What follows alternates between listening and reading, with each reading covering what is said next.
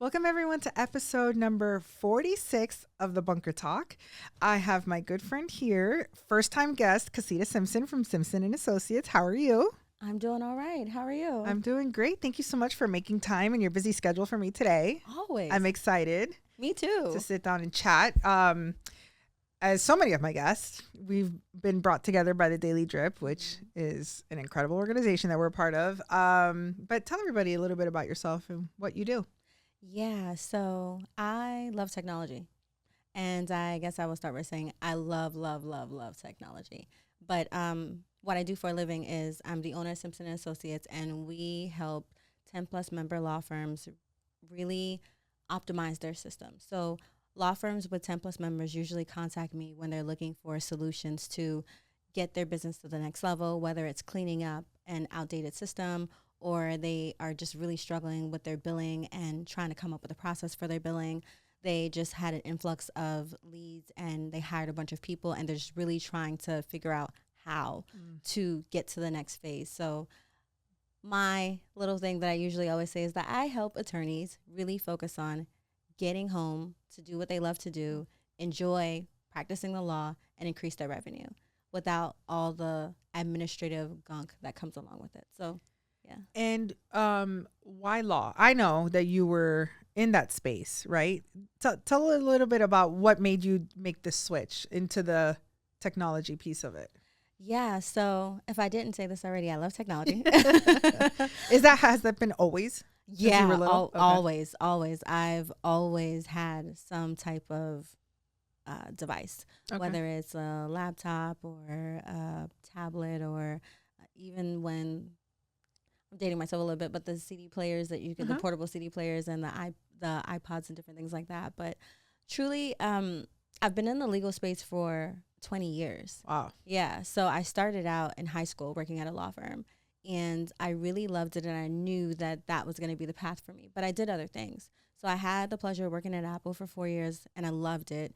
And I also had the opportunity to just really get to work with a lot of different corporations in the legal department. And I saw how processes were really important. And I also saw how when you have access to resources, whether it's technology that helps you really move to the next step or kind of figure out like where you need to be and how the process should be.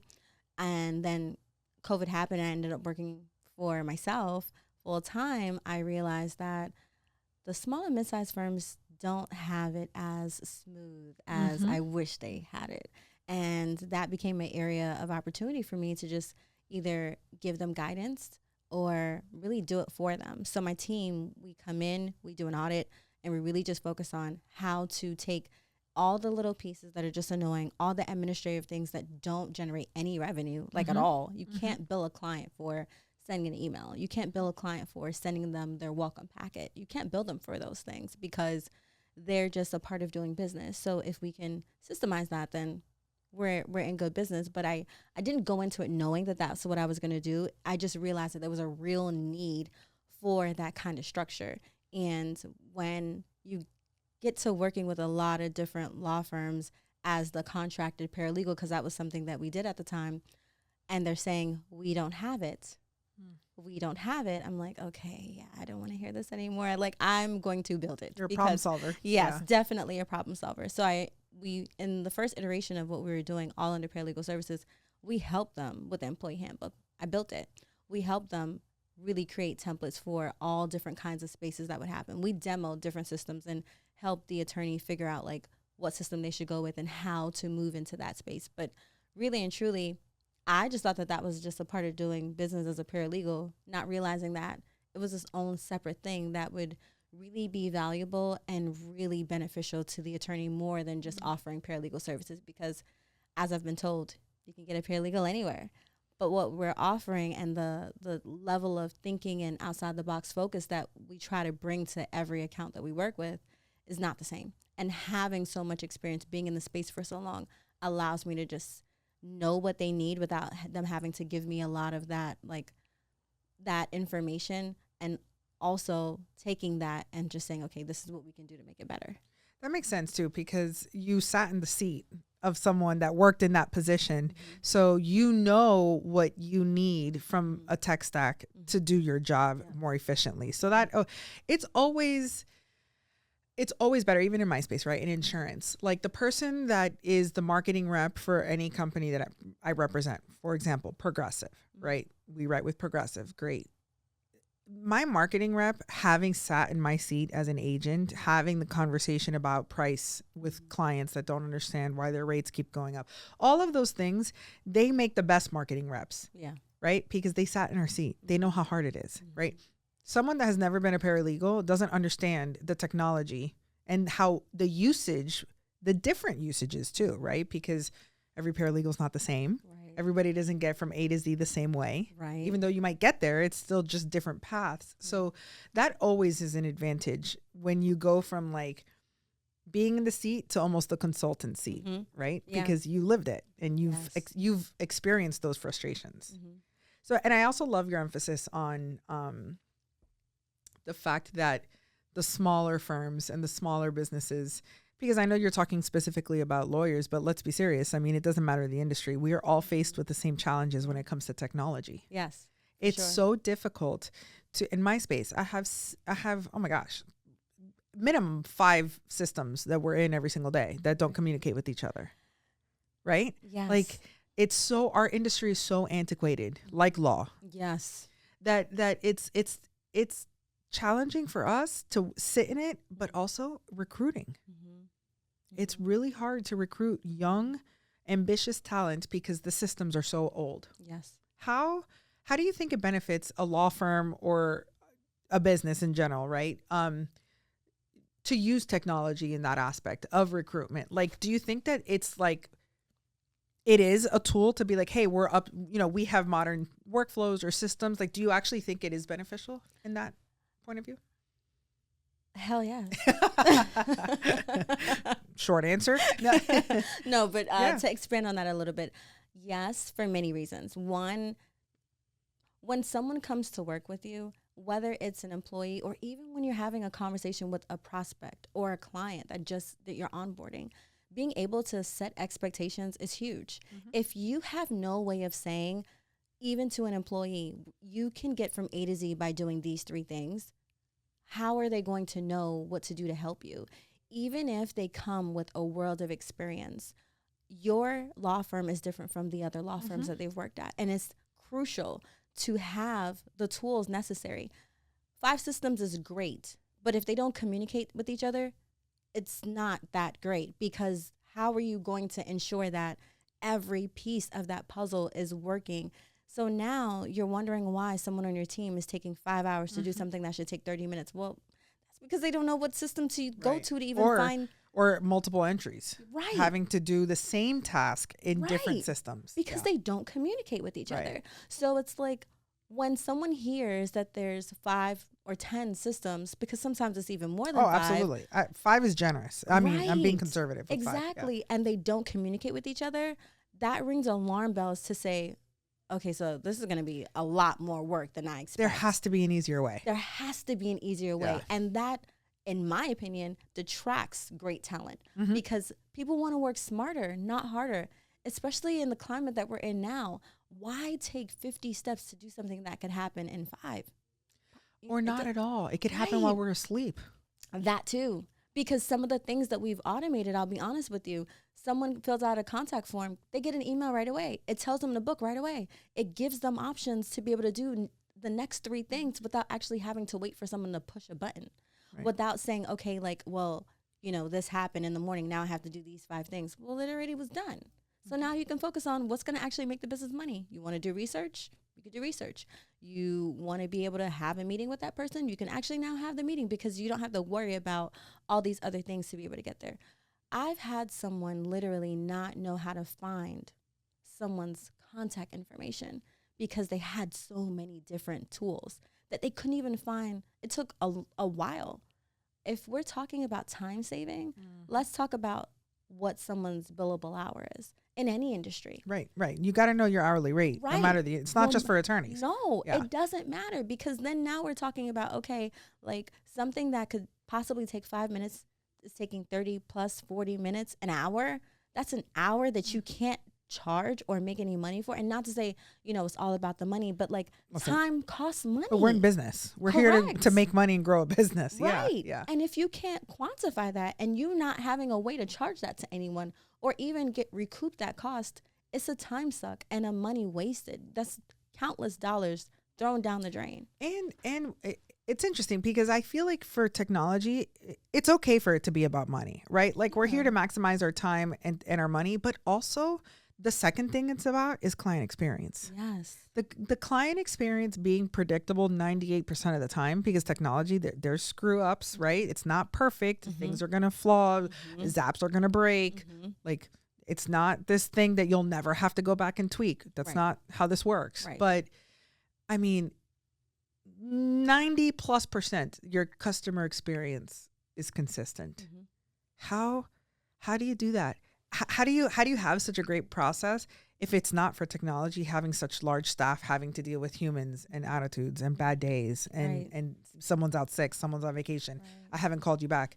Technology. When I built mine out, I thought to myself, okay, because in our space it's licensed versus unlicensed tasks, right? So it was, okay, what can technology do for me? And then after that, what can unlicensed staff do for me? And then it's licensed US staff, right? And so then when I realized that not only can technology do a lot for me as far as the following up with, quotes, with people that called that were interested, that were waiting for information, right? We can have it based off a stage, automatically following up until they either respond or they tell us to leave them alone. Right. Right. Yeah. I mean, I don't have to pay someone here to call the same people 6 times to remind them to make their payment. No. I don't do that. Right. My system does that. Correct. And that's the beauty of it, because you mentioned something that's super key, milestones. Oftentimes in any industry, but especially in legal, how many times have you heard, my attorney didn't reach back out to me and let me know the status of my case? I just want to know the status. So you have different tools and parameters in place to be able to say, okay, based on this milestone, all you need to do is say that it's at this milestone, and then a communication goes out to the client to let them know what's going on. Oh, that's amazing. And if they want to have a conversation, that nice, beautiful booking link, you give it to them and say, if you would like to have a 15, 20-minute call about this specific issue, use the link. Casita, it has to drive you nuts whenever like you are trying to go to lunch with someone and they're like, oh, when are you available? That game of scheduling a lunch with 6 emails. I know that some people might find it rude to like send a calendar link. I've gotten that feedback before. Really? Yeah. And I'm just like, honestly, I don't care. Because the game of scheduling a lunch, when are you free? When am I free? Yep. Just pick the lunch. Yes. And guess what? When you click on my link, it has 4 restaurants that are convenient to me That's to choose from, because I have to leave my office. chef's kiss. Yeah. I'm either leaving my office or I'm leaving my home. Yeah.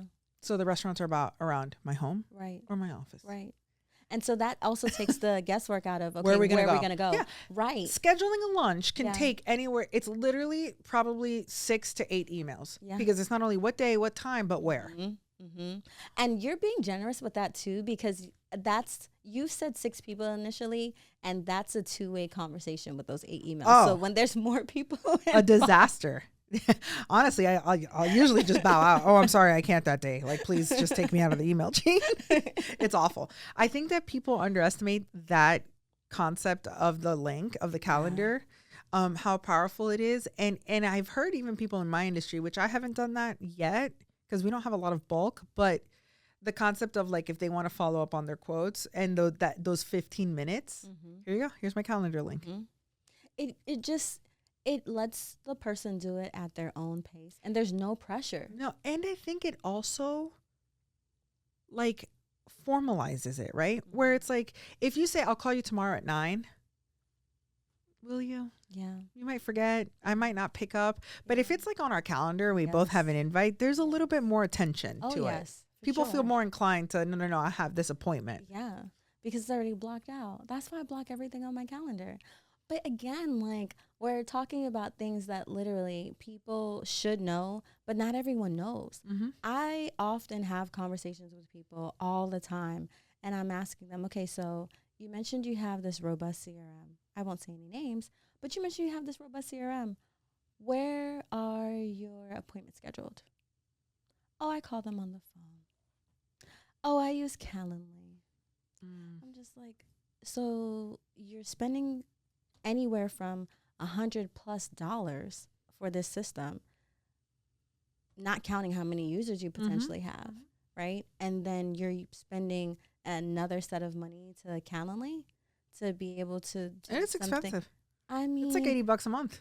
I was gonna tell you they raised the rate. They raised the recently. rate. They did, because I added somebody, or I added a thing. Maybe it's for this, but yeah, it did go when I got the bill, and I was like, Yes, man, that's a lot. and that's the thing. So when I talk about, like, it's not some abstract thing when No. I'm saying I'm saving someone money. It's not abstract, No. like out into the ether. It's real It's dollars and cents, because when we come in, it's literally like, hey, I see you're using this, but why? You don't need to use this. We have something else and it's included. I just had a conversation with someone that has Zoom, but they also have access to Google Workspace. So it's like, okay, you know, you already spend money for Google Workspace, and there's a plethora of apps you can have access to. Google Meet is one of them. How about we turn off Zoom, because they also went up on their rate a little bit, and we use Google Meet. Did you have any issues with Google Meet? Because that's always my first question. Did you have some issue with it? Why you're opposed to it? Sometimes people really just don't know. Yeah. That's really what it is. And it doesn't even matter the size, you know? I've seen it across the board with even mid-size companies. And the bigger the company gets, the more they insert people to fix a problem. So they have a lot of bodies doing very simple things, because they don't realize that technology can also help with that burden as well. So it's like, I'm never in a position to tell someone, oh, you need to let this person go. I'm just here to tell you to leverage the tools that you're spending premium dollars on to save you time. The average business spends at least 5 hours a week, and that's being generous, on administrative functions that don't generate any revenue. You do that math. That's a lot. Also, from the perspective of the costs, we're living in the subscription society. Yes. So I don't know how many $199 charges I have on my account that are like Apple, Google, things that I don't even know what they're for. Right. So when you sit down and you evaluate your costs regularly, like that, like paying for Zoom, why do I pay for Zoom? I have Teams, and I host them I use Teams. So why? Why am I paying for Zoom? Exactly. I gotta write that down. Cancel Zoom. Cancel. And I've heard a lot that people are using bookings. Like if you're in the Microsoft ecosystem, bookings, because of Calendly going up. Like, yes, I gotta look into that. You have options. Well, and the thing is, I'm already paying for Microsoft. Yes. And it has a lot of stuff that I just don't know. So I'm glad that we went here, because I think that's one of the biggest issues with technology. As someone that, I sometimes call myself a boomer when it comes to technology. But I think it's because I've been doing this for so long that I just do it my way. Right. And I've adapted slowly into using the tech. I see the benefit of it. But I think one of the biggest things that the average business owner or consumer has with tech, the problems are that we can't see how far it can go. Like, I can't see how the lengths of what the system can do for me. And I think that, like, how do you help the business owner that just doesn't know or doesn't trust the technology, that the technology can actually do its job? We try it out and we test it and we almost break it. It's not even intentionally trying to break the system, but like, it's really trying to say, okay, you know, you're having these things. You use 5 different programs for 5 different things. How can we make it so that instead of using 5 different programs for 5 different things, we find something internally? I'm all about centralizing. I'm all about like making sure that if you're using Outlook, we use the full length and breadth of what the apps can do. If you're using Google Workspace, taking full advantage of what those features are. You're using a CRM, Asana, whatever it is. Let's integrate as much as we can. I don't even want to talk to you about a Zap or, you know, involving a third-party integration initially. I want to see how many things we can do internally. And that's where the conversation comes in. Let's have a deep dive conversation about what your process is today, because oftentimes the process that you have today isn't even set up to be able to scale, because you set it up a while back. You thought about it when you was a one-man show. Now you have 10 people working for you, or however many people you have working for you, and you're still doing that same thing that you were doing way back when you were when the business was in its infancy, in inception. And now you've grown. Amazing. Congrats. So now we have to think about growth. And that's the other side of it too. You almost have to rebuild it. Correct. Right. Because it's like, okay, so when you get to the space, you're now having to think about it like, what do I need now?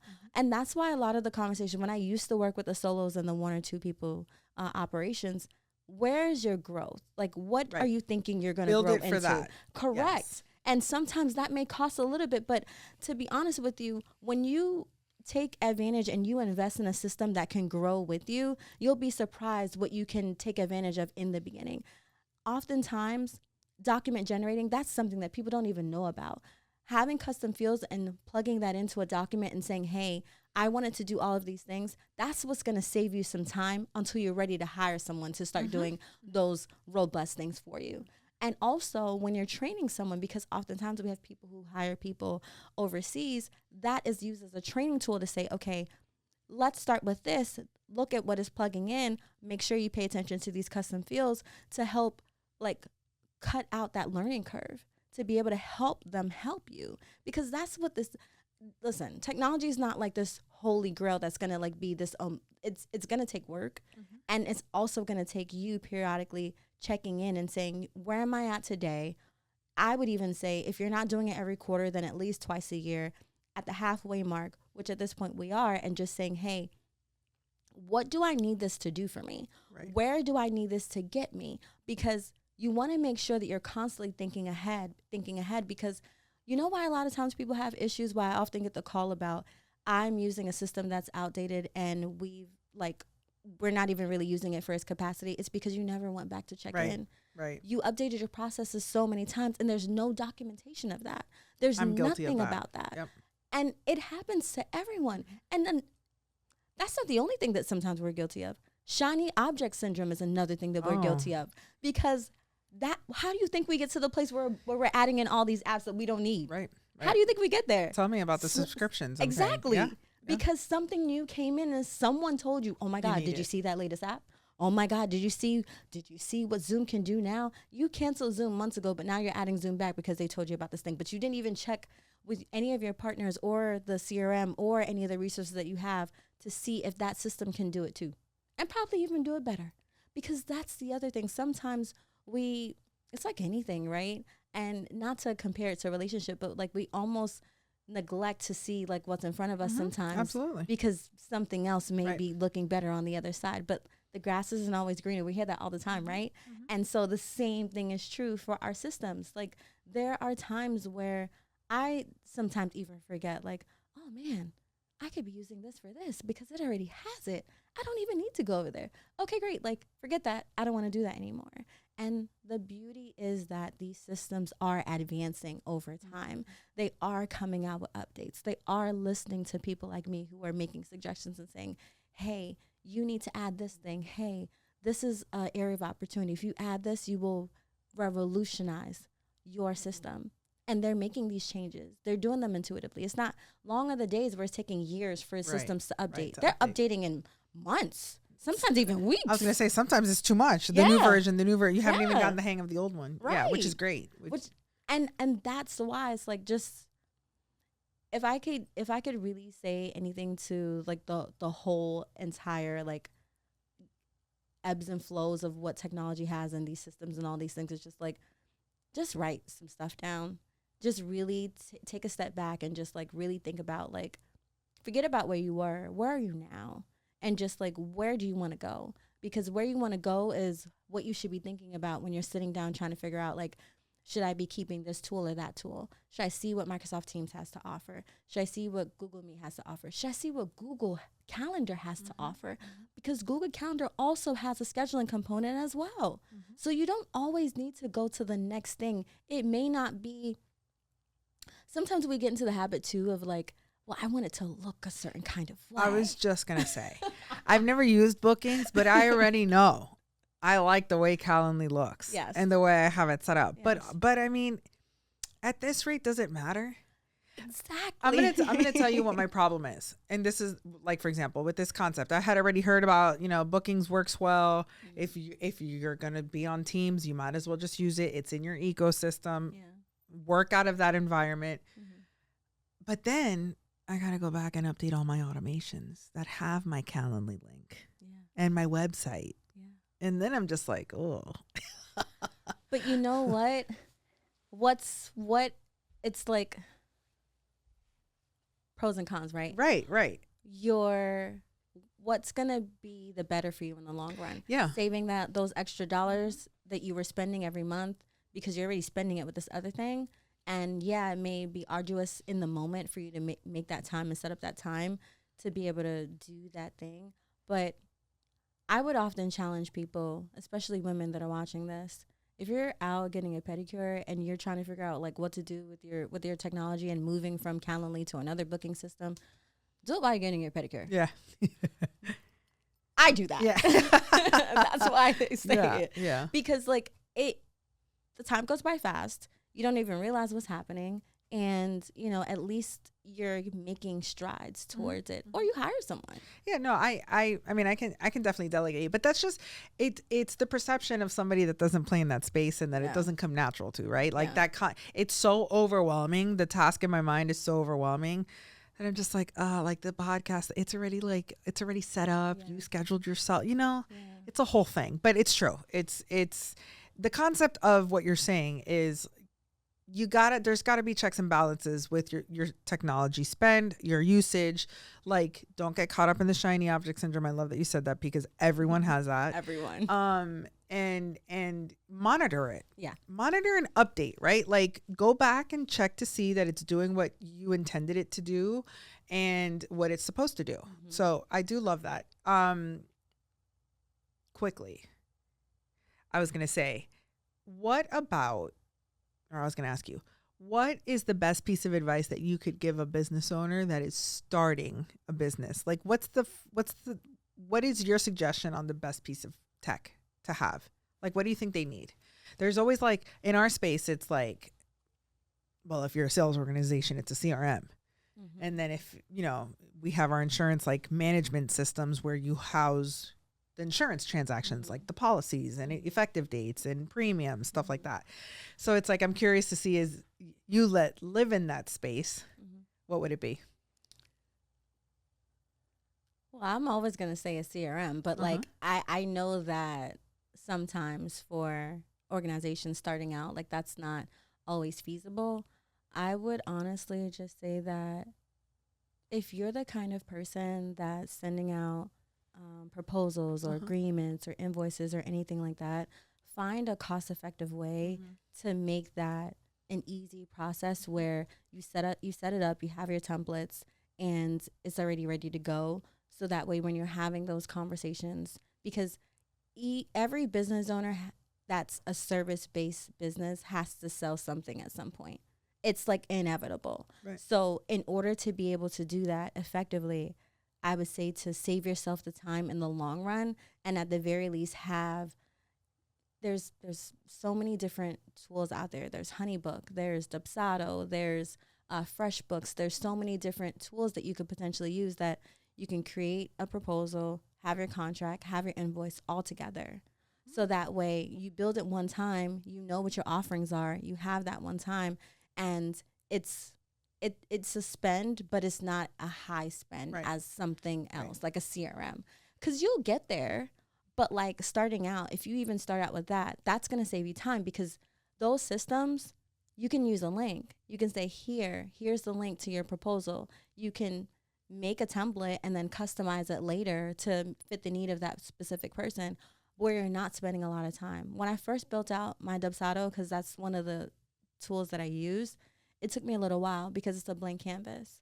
But once I did it, now anytime I'm having a conversation with someone, I show it to them during that call that we're having. I copy the link, I show it to them as like a share screen, and then I'm like, this is also going to come to you. So not only is it setting the expectation up front, you're showing them, but you get to send that to them as well. And you're not spending a lot of time on it, on the forefront of it. In the back end, like when you're first starting out, yeah, it's going to take you some time. So there's always a front load of time. Correct. Always. Yeah. But it's to buy your time back in the future. Yes. Yeah. Yeah. I like that answer too, because I do think that the CRM solves a lot of problems, especially with bulk. Mm-hmm. If you have a lot of leads, a lot of, client information and follow-ups that you have to do, it's hard to track it manually. Yeah. So that is a solid place to start. Or in a spreadsheet, because I never thought that people use spreadsheets for so many things. Like Excel, shout out to Excel, because people really use Excel for a lot. But you mentioned leads. Any of these tools that I mentioned, you can pretty much have that be your starting point for leads. It does cost, but it's not going to be like $69, $89, $100 plus dollars that a robust CRM would potentially run you, and you can get somewhere with that. Yeah, absolutely. What in your experience has been the hardest part about building your business? What would you say? So the premise of this podcast is any industry, business owners, hopefully, right? Or someone looking to make the jump, to offer some insight into the world of what to expect and advice and suggestions and motivation, hopefully. So I always like to ask, business owners about their experience and the tips and tricks that you've learned about this crazy journey that we choose to be on. So what would you say has been the hardest for you? Being my own salesperson. Oh, yeah, being my own salesperson. And in the beginning, when I first started out, it was just so easy. It was so easy. Like, and not to say that it's not easy now, but it was more like, oh, you need this? Okay, like, here, we'll do it. And once I started to really identify what my value was and how much I'm worth and what that means from an investment standpoint for someone that decided to work or partner with my business, that wasn't as easy. It then became necessary for me to be good at communicating the investment and the value of the investment. And with someone that has worked in sales roles, I've never really had to be a salesperson for myself. And a light bulb went off this year that literally it dawned on me, and I was like, wait a minute, I have to sell myself. Well, that's probably why it's easier to sell someone else's services, because it's not personal. Correct. And I would tell anyone to get really comfortable, really, really comfortable with not being attached too much to the services that they offer, but really in the mindset of like being okay with just selling it. Just sell it, because no one really understands what you bring to the table unless you communicate that. And providing value is important. So I learned along the way that leading with the value, what the value is and how it's going to benefit them, is so profound, because you have a lot of noise. And especially, I would say any business owner in any space, there's a lot of people coming at you trying to sell you things. But I often have found that, especially when I started helping the law firms as a contracted paralegal, and even now still, they get a lot thrown at them, law firms and attorneys, like a lot. Like, and it's just like, man, like I didn't realize that people try to lunge at them in that way. It's kind of crazy. And so you're in a space where no matter what you're doing and who you're offering it to, you have to get comfortable with being able to say, this is how we provide value. This is how we are able to potentially help you. Whether it's a one-person operation, I mean, depending on if you really like just being by yourself, at some point you're going to have somebody supporting you. So it's always going to end up being like a we. But yeah, I would say that would be the thing that I realized, that I'm a salesperson. It's tough. And that's actually such a good answer. I don't know that anyone's ever answered it that way. And I think that it's so hard not to take it personal. Yeah. right? Because as business owners, I don't think it's the right thing, but I think it just is what naturally happens. Our businesses become our identity. Yes. And then there's somewhere along the line where the separation happens, right? Where you finally realize, okay, well, I'm not my business. My business is its own entity. You know, it is a big part of who we are, right? As entrepreneurs, and there's pride and all, you know, all of that stuff. But I think that for a long time, it's like if there's rejection of, you know, you just don't close the deal. It happens, right? Right. For whatever reason, everyone has, you know, nobody wins 100% of the time. Right. So when it's still that personal feeling of is it me, right? Is it my service? You know, there's so many factors that run through your head, and even in something like and yours is far more personal, right? Because it's your mind that they're buying. Yes. They're hiring your mind to put these, you know, to solve their problems. Right. So I would assume that for you, it's even more of a hurdle, which you've at least acknowledged, which is great. Yeah. I follow this guy named Josh Braun on LinkedIn. I heard him speak at one of my conferences, and he is a sales coach, like guru. He's a really good follow on LinkedIn. Okay. He actually lives up here in Boca. He's local. Oh, cool. And his motto, his slogan, his whatever, and he even has like swag on it. It's just detach. And it's detached from the outcome. Yeah. You cannot be desperately attached to people buying your product, your service, saying yes. Like, know your value. Yes. This is what I do. This is what I fix. Yes. This is what it could look like. Yes. That's it. That's it. There's nothing you can do. There's nothing that you can do, because at the end of the day, you put your best foot forward. Right. And you have to take comfort in you are the right person you are the right fit for the right person. And you will not be everybody's perfect person. You'll not, like, your business will not be for everybody. And that's why it's really important to detach. And sometimes I know that it's definitely not the easiest thing to do. I would also venture to say that by the time you get to like your second and third business, it's probably a lot easier to detach, or other passion projects. It's a lot easier to detach, because when it's just that one, you put all your everything in that one, I think right? and I think that comes with a layer of confidence too. Yeah. Of having built it, having done it, knowing that people will come eventually, right? Yes. You know, there's those days where you're just staring at the wall. Yes. And at the paint, just hoping the phone rings. Yes. Yes. Yeah. So if you're new to this game, we've been there. Yes. Sometimes we're still there. Yes. Business goes and comes. That's Yes. also like the thing. But I agree with that. I was going to ask you something else about that. About I forgot. Well, while you think on that, I hope it comes back to you. I would also even go so far as to say that, like, confidence is definitely necessary. I think that you have to, the more people you work with, that also in a way builds up that confidence and starts to let you know that, like, man, like, this is something that I do. Like, I'm here to do this, and I'm really good at this. And know that it's needed. Yes. Too. Like, you're not like selling a product that is unnecessary, or it's not of, you know, so that's actually a really good piece of advice, inadvertently, just by accident, right? But it's like, if you're thinking about getting into business, get into business that solves problems. Yes. Because you're always going to be needed. Yes, that's true.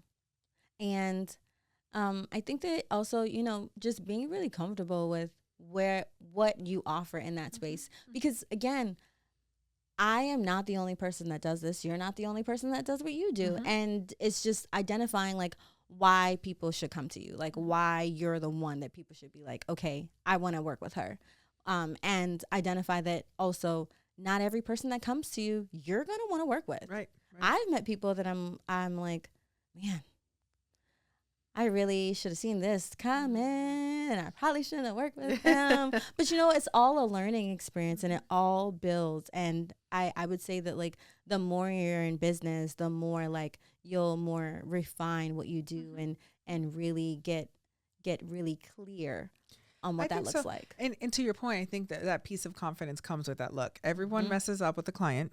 Yes. You're going to mess up. Yes. It's about how you own it after, Yes. right? What do you do to fix it? What do you do to repair the relationship? Even if maybe you need to walk away, maybe it's a loss of revenue, whatever it is to fix it, Yes. and you learn. Yes. You learn from your mistake.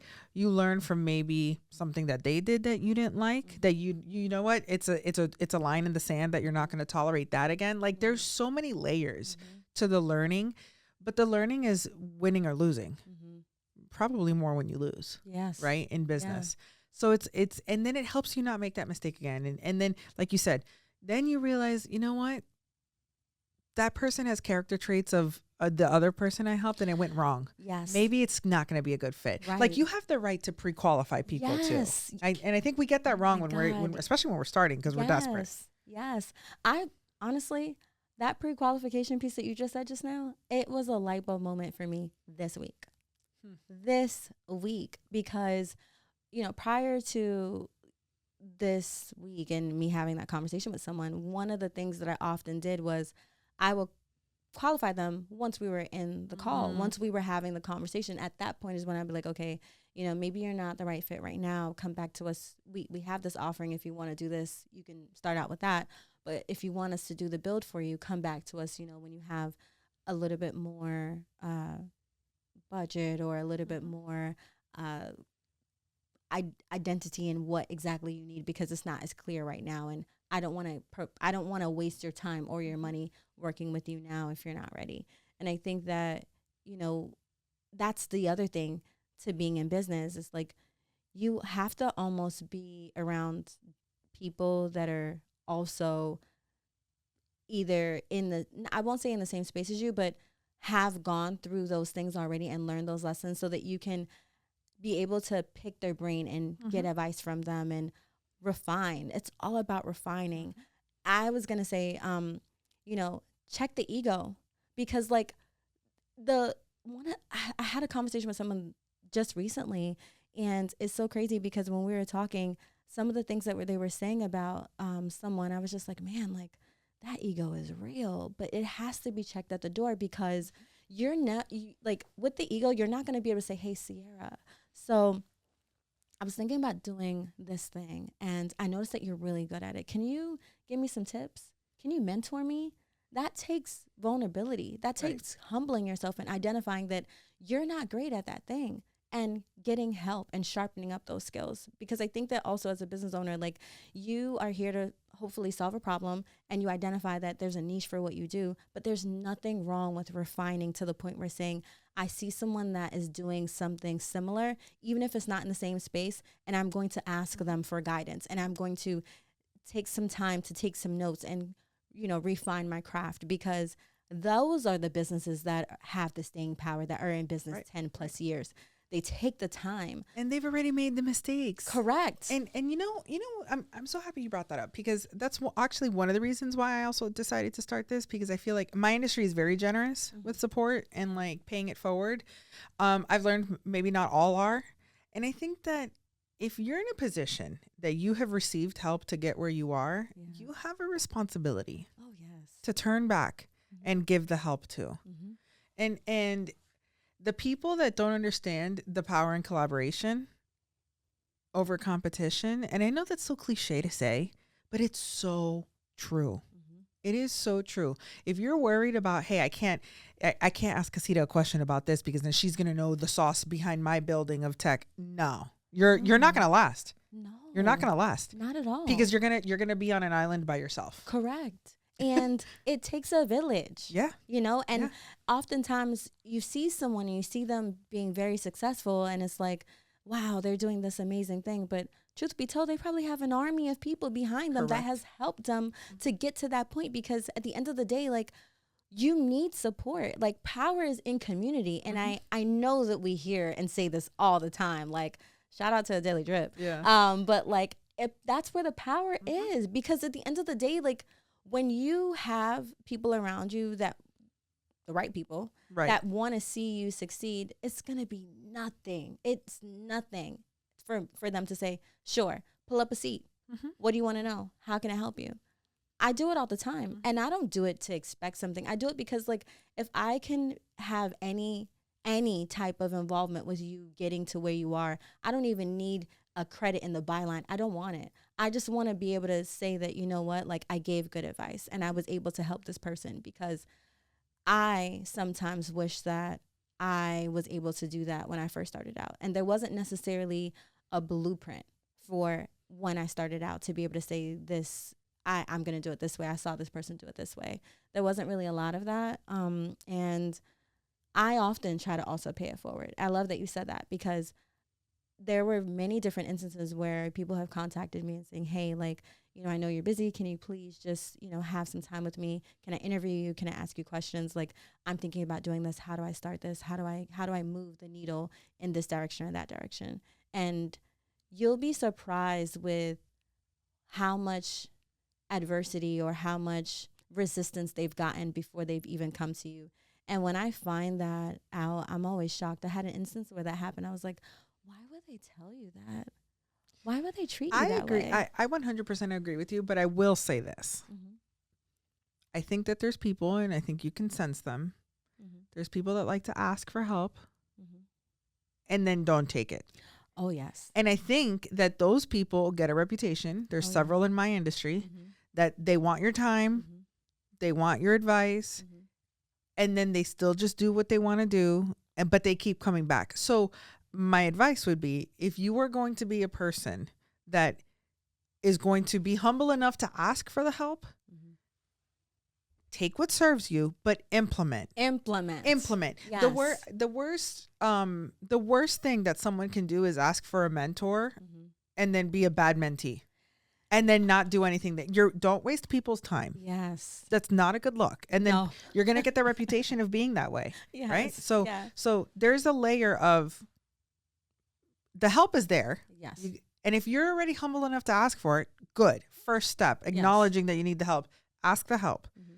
But then don't just take Yeah. and not implement, Yes. because that's also not ideal. No, it's not. And you know what's so funny? I didn't even think about it like that, because oftentimes when I don't have that type of personality. And so as soon as I am asking someone for any tidbits or just critiquing or anything like that, I'm already, as soon as they're done speaking, I'm already starting to churn the wheels in my head. Like, okay, I need to do this. How do I, like, I'm already thinking about implementing immediately, because I don't want to waste that time. Mm-hmm. I'm asking for this A reason. Exactly. I'm asking for this insight because I know I need to do something a little bit different. So let me just stop wasting the time and just start moving. Implement. Like, we're in the business of like instant gratification and all these different things. And so it's like, if you're saying you want something instantly, which by the way, it can't really happen, but like if you implement it, that's the quickest way to be able to get results and see difference in your business, because it's like you want to make sure that, or you build up this automation or this workflow or whatever it is, you want to make sure it's working. Well, if you don't implement it and it's like almost like watching some how-to video and then it's like taking all the notes and then you have a journal of things that you never done. And the thing is that we get stuck in that too. Yes. There's a lot of consumption and no action. Yes. And so in my space, there's a lot of conferences and a lot of people go to a lot of conferences. Mainly it's a good social event with your peers. Great.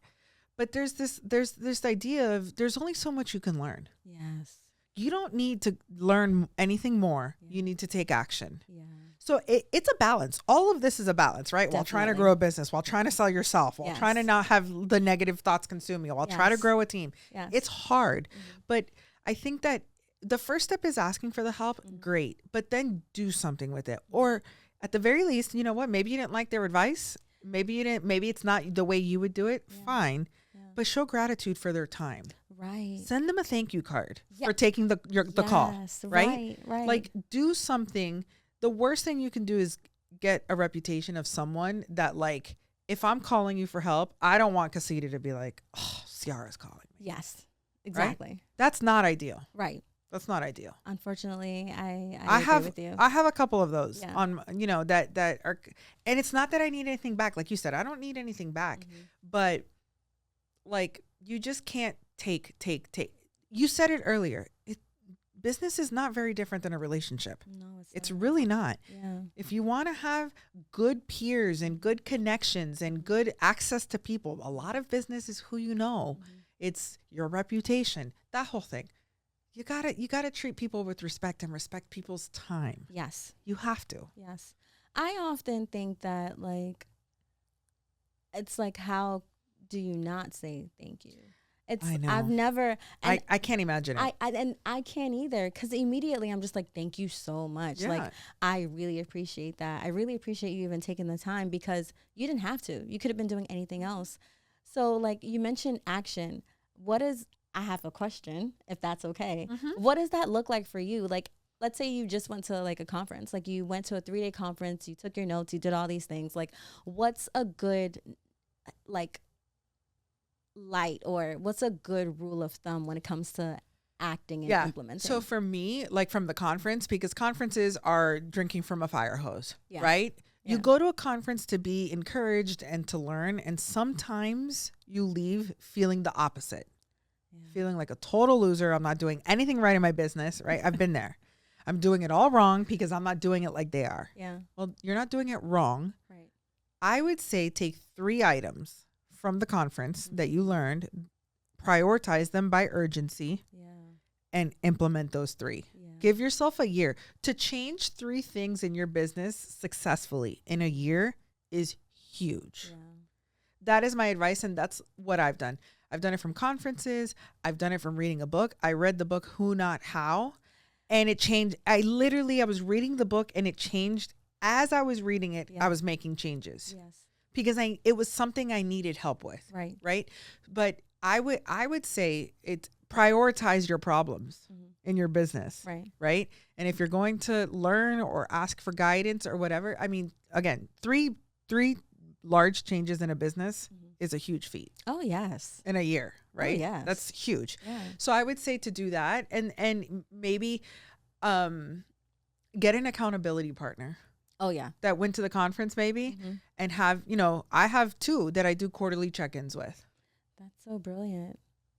We tell each other at the beginning of the year, like, what is it that we want to do this year? And every quarter we check in and say, and some quarters I haven't done anything on my list. Yeah. But you know what? It's a good reminder that it was important to me at one point. Right.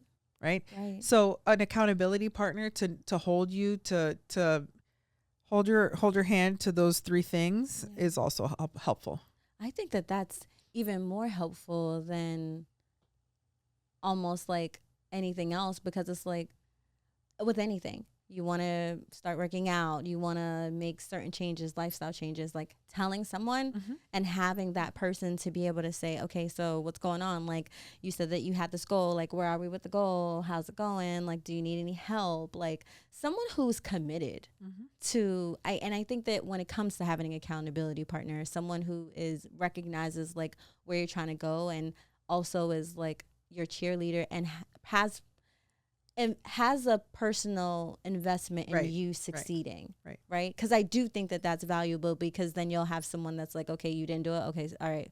I'll call you back soon. I'll call you back in another 3 months. It's like, no, G, you're supposed to be like saying like, get it done, or what do you need? How can I support you? What is in the way? What do you need help?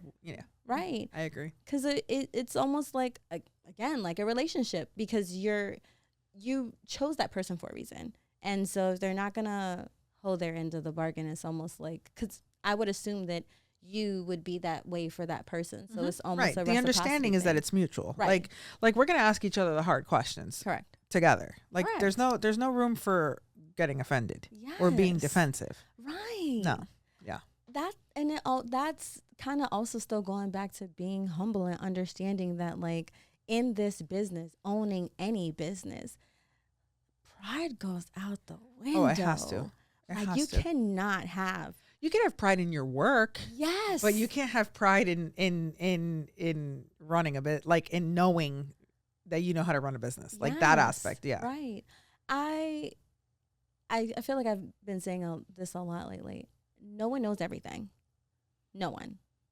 And the whole point, that's why we we take courses. That's why we do certifications. That's why in certain industries they require for you to brush up and renew your license. I have to do every 2 years. Yeah. Right, because things change and you don't know everything. And sometimes one rule or one law or one something changes the whole scope and trajectory of that thing or of the entire industry in general.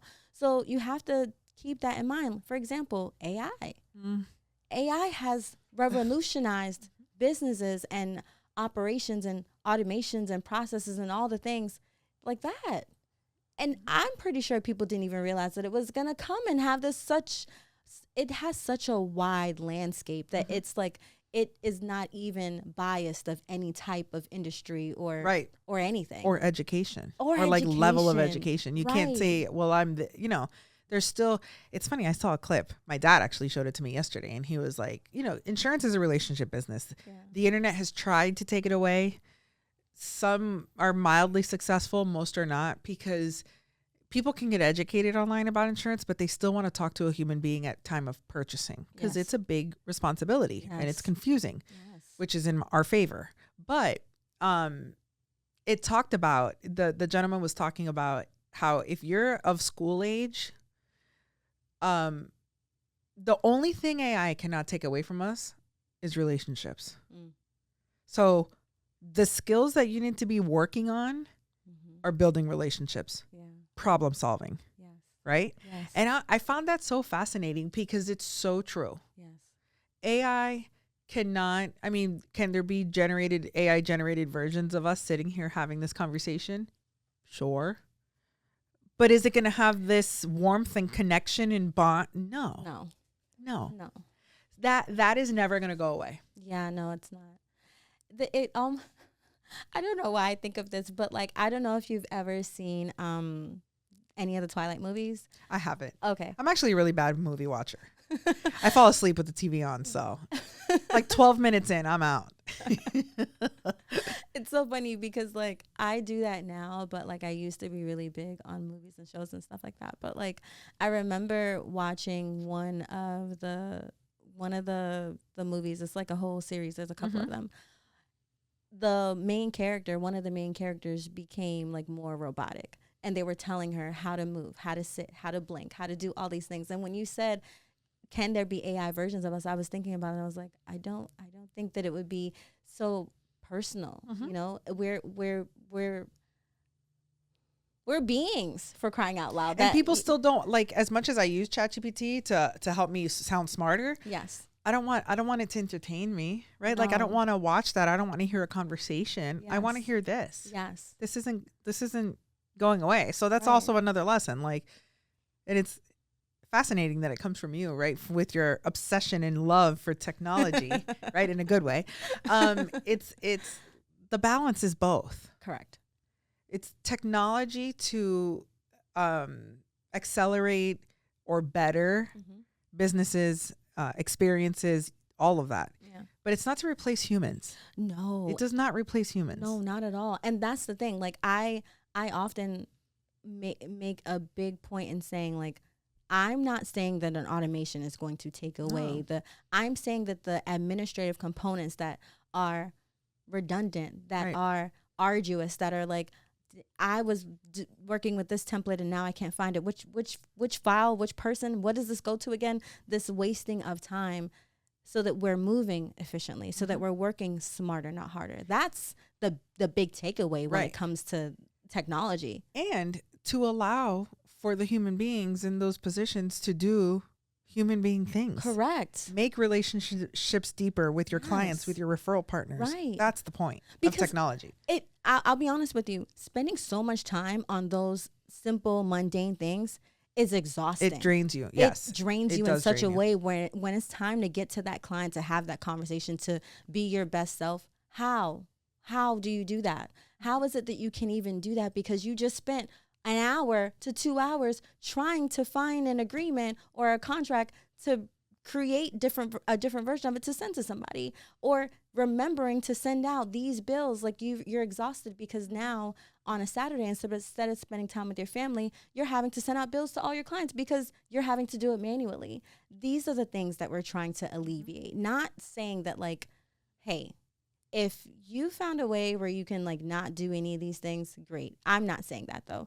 There's still a human component, but the human component should be spent with humans, not fighting with the system to be able to get the things done, because that's really what I notice a lot of. It's the same conversations. My team can't find the documents quickly. We're spending so much time. Like, I need to be in court. I need to be doing this thing. There's this deadline. There's this thing. And it's like, I spent so much time on the weekend telling my staff to do these different things as opposed to being with my kid, as opposed to working on improving my craft, taking a CLE to be able to better service my clients, going to a conference, taking a vacation, for crying out loud. Yeah. Because I'm not saying that it's going to take away the place of you, but it will definitely help with the administrative things that are daunting, because I've seen it. Yeah. I've seen the light bulb moment for my clients literally go off like, it could do that. And I'm like, yeah, when you're ready. Right now, because let's do it. Give me a call.